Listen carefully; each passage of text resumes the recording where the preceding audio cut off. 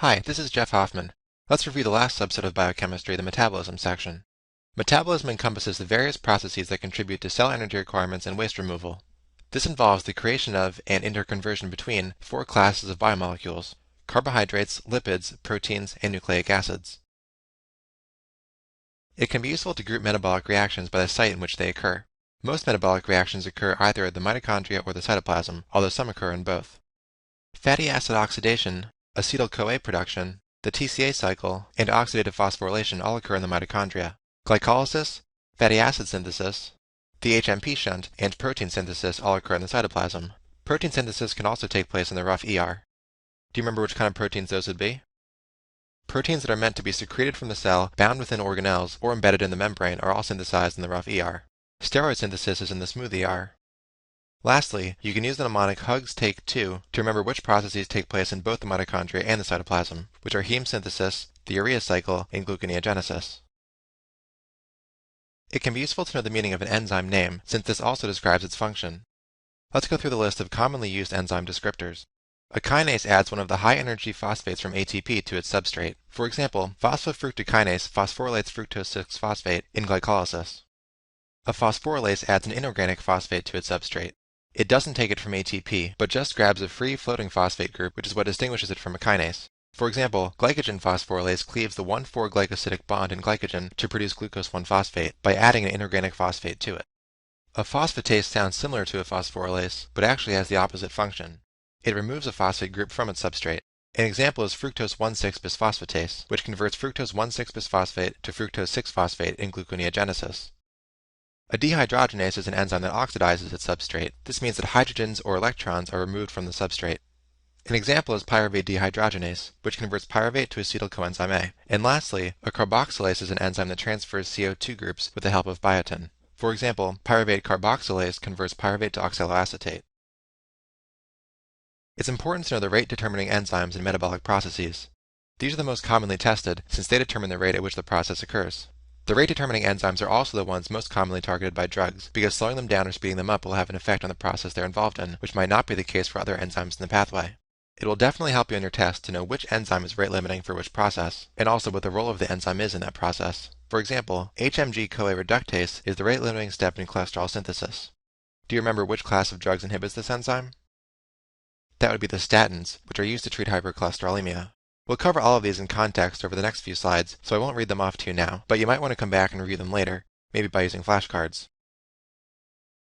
This diagram may seem intimidating, but is meant to show you how all the metabolic pathways that we're going to go over are interconnected.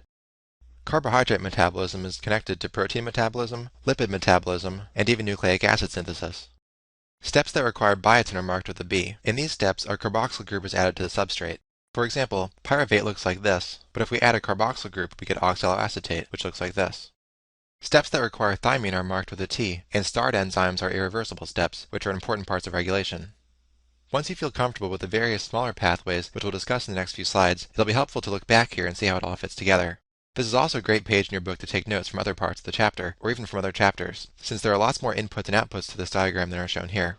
For example, 1,3-bisphosphoglycerate is used to make 2,3-bisphosphoglycerate, which is used in erythrocytes to reduce the affinity of hemoglobin to oxygen, which will be discussed more in the Hem-Onc chapter.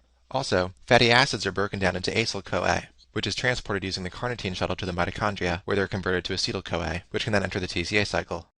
As you study, you'll probably find lots more things to add to this page. We'll start to deconstruct that elaborate metabolic diagram by talking about one of the most important processes in carbohydrate metabolism, glycolysis. This is the first step in breaking down glucose to make ATP. Aerobic metabolism of glucose takes place in both the cytoplasm and the mitochondria, where oxygen is the final electron acceptor.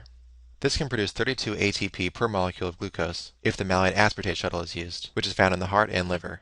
This shuttle transports NADH electrons gathered in the cytoplasm to the mitochondrial NADH acceptor, which can produce 3 molecules of ATP per NADH. Only 30 molecules of ATP are produced when the glycerol 3-phosphate shuttle in muscle is used. This shuttle transports NADH electrons from the cytoplasm to the mitochondrial FADH2 acceptor, which can only produce 2 molecules of ATP per NADH consumed. Anaerobic glycolysis takes place only in the cytoplasm and does not require oxygen. It produces only 2 net molecules of ATP per glucose consumed. ATP, which is shown here, can be hydrolyzed in otherwise energetically unfavorable reactions that would not occur spontaneously to provide them the necessary energy for the reaction to occur. There are several molecules that can carry functional groups which are transferred during metabolic reactions. It can be useful to know which functional group each activated carrier is associated with, since this can help you determine the output of each metabolic reaction. ATP carries 3 phosphoryl groups. It can then use these to phosphorylate proteins. NADH, shown here, as well as NADPH and FADH2 carry electrons. Coenzyme A, shown here, and lipoamide carry acyl groups. Biotin carries carboxyl groups, tetrahydrofolate carries single carbon groups, and SAM carries methyl groups. Lastly, thiamine pyrophosphate, which is the active form of B1, carries aldehydes. By the way, the 2 phosphates in thiamine pyrophosphate came from ATP. In the nutrition section, we talked about the most common electron acceptors, which are the nicotinamides NAD and NADP and the flavonucleotide FADH. These molecules accept electrons using various redox reactions and then transfer those electrons to other molecules, such as the proteins of the electron transport chain. NAD is mostly used for catabolic processes, which break down organic molecules, and the electrons are carried in reducing equivalents as NADH. NADPH is mostly used in anabolic processes, such as steroid and fatty acid synthesis. It can be created using the HMP shunt or the hexose monophosphate shunt, which we'll cover soon. It's also used in the respiratory burst to create oxygen radicals to damage bacteria, and by glutathione reductase to reduce glutathione. Now we'll talk about the first step in glycolysis, which is the metabolic process that breaks down glucose to make ATP. The first step is phosphorylation of glucose to create glucose 6-phosphate by using 1 ATP. In addition to preparing glucose for the next step in glycolysis, this also gives glucose a negative charge, which prevents it from passing through the membrane and leaving the cell. This reaction can be catalyzed by either hexokinase or glucokinase. The differences between these two are their locations and their enzyme kinetics. Hexokinase is found in every cell type. It has a high affinity for glucose, but has a low maximum reaction rate. This means that the concentration of glucose needed for this enzyme to be used is relatively low, but the speed at which the reaction occurs is also pretty low.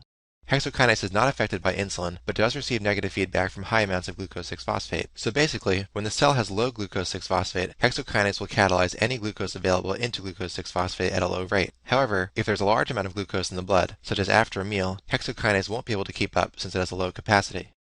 Glucokinase, on the other hand, is only found in the liver and the beta cells of the pancreas. It has a low affinity for glucose, but a high capacity or reaction rate. This means that it's not going to be active unless you have a lot of glucose, but if you do have a lot of glucose, it can act very quickly to phosphorylate it. Also, it has no feedback inhibition from glucose 6-phosphate, so as long as there's lots of glucose in the blood, glucokinase will keep phosphorylating it.